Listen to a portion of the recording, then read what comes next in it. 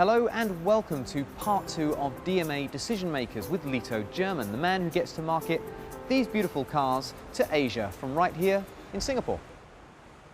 Lito German, thank you once again for sparing the time to take part in DMA Decision Makers. My pleasure. BMW Asia has undertaken some very high-profile sponsorships of late. I'm thinking specifically of the Esplanade and the Standard Chartered Run. Do these types of sponsorships have a digital component, and if not, should they? Well, in terms of the Esplanade sponsorship, it doesn't have a digital component as of yet. The reason being is our current level of engagement there doesn't lend itself well to a digital component. On the other hand, should it? And yes, I believe it should. While it does cater a slightly more mature audience over there in the Esplanade, I think there's still room for digital engagement on that side.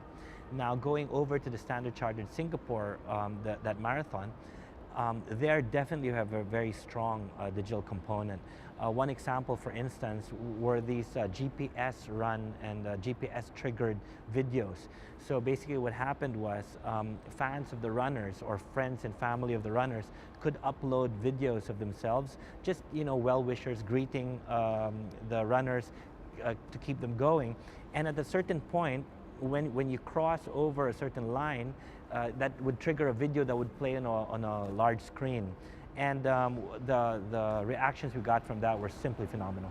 Clearly, digital has changed every aspect of media and marketing, with TV shows having a digital component to them, TV channels, events, even venues having Bluetooth signals and Twitter hashtags. With that in mind, what do you think a modern sponsorship proposition in 2012 should look like? Well, beyond just sponsorships, I think on one hand, I think the marketing activity in general should always be integrative at this point. I mean, in the past we've talked about a 360-degree approach. Well, I think beyond just 360 degrees or 365 days of engagement, I think we have to go to a whole integrated approach where we can hit from all channels at the same time, where people can't even draw the line between what was offline and what was online, what was direct experience and what was virtual. But at the end of the day, I think when we come to a point where there are no more lines drawn and it just is completely integrated and almost without awareness that it was really all there, then you've really achieved what you wanted to do from a marketing standpoint. Do you work with the people and the events and the venues that you sponsor to create the proposition that you're looking for? Well, we view our sponsorship partners specifically as that, as partners. So we're not just there to put our logos on the wall. I've always said that a logo here and a logo there doesn't sell cars and doesn't talk to anyone really at the end of the day. So what we're really looking for is to be able to work with our partners to look at our objectives, common objectives that is, and to really deliver an experience that would meet BMW standards and would be memorable and would actually achieve all the objectives we set out in the first place. I'd like to talk now about online video. BMW TV is your in-house channel. It has some beautiful content, but I noticed that's come from mainly America and Europe, which is the same with many large brands. What I want to know is, are you looking at developing Asian content for the Asian market? Absolutely. And you're absolutely right. The content from the global perspective is just absolutely fascinating. It's just great.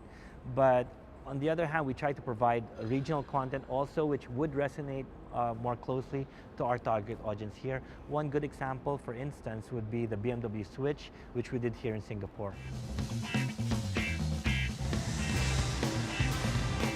Well, the Switch was a viral marketing campaign that we started to be able to promote our BMW Performance Parts range.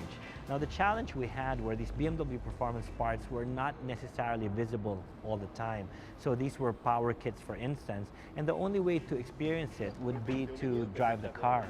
But how could we deliver the joy of driving that car to the consumer? We cut on to some interviews afterwards, and they delivered that experience tremendously. Parts sales rose significantly after that. We registered a lot of interest in performance parts. So overall, we not only created conversation, but we even generated consumption. So in the end, it proves that these things work. There was a video that came out of Canada that was extremely successful online, that you managed to sort of capitalize on that success for the local market. Can you explain to us a little about how you did that?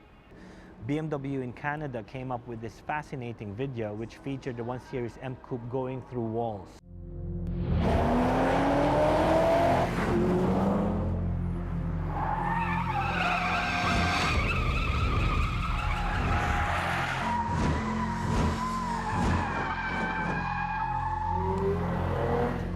that was simply amazing. It went viral. Currently, it's got over 3 million views on it already. Now, what we wanted to do was take it home here, but everyone has already seen it in a global scale.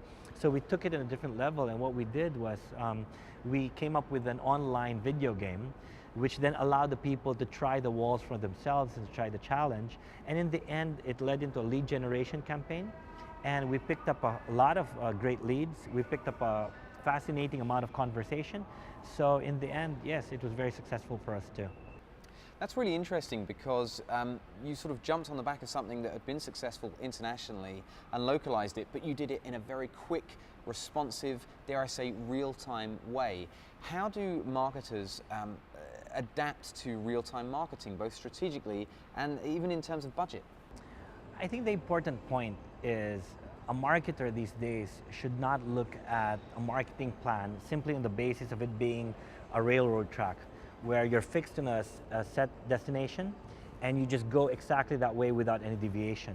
In today's fast-paced, exponential age, you really have to be reactive to the changes out there. So I don't look at it more like a railroad track, like I said, but more like a highway where still you're going the same direction, but at the same time you have to be able to move, you have to be able to weave in and out, and of course overtake and speed up when you need to. And this is exactly what the same mindset that I instill in my team and that we have as an organization.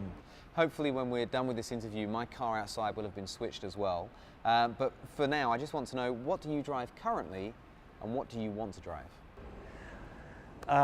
The great thing about working for a car company, for BMW specifically, is the fact that I do get to drive everything that we have, and this is a fascinating perk. So currently I'm with an X5. That's because I have a family. I have 3 children, so it just fits perfectly with my lifestyle. On the weekends, I do have a Z4 35IS, which I also like to drive, and Singapore's fascinating, beautiful scenery here and very clean air allows for nice open top driving. On weekends at the track, we do have those very dynamic M vehicles as well to take out there. Lito German, thank you very, very much indeed. Thank you, thank you. Unfortunately, that's all from Lito, but it's not all from DMA Decision Makers. You can catch more exclusive interviews and industry news at digitalmarket.asia right now.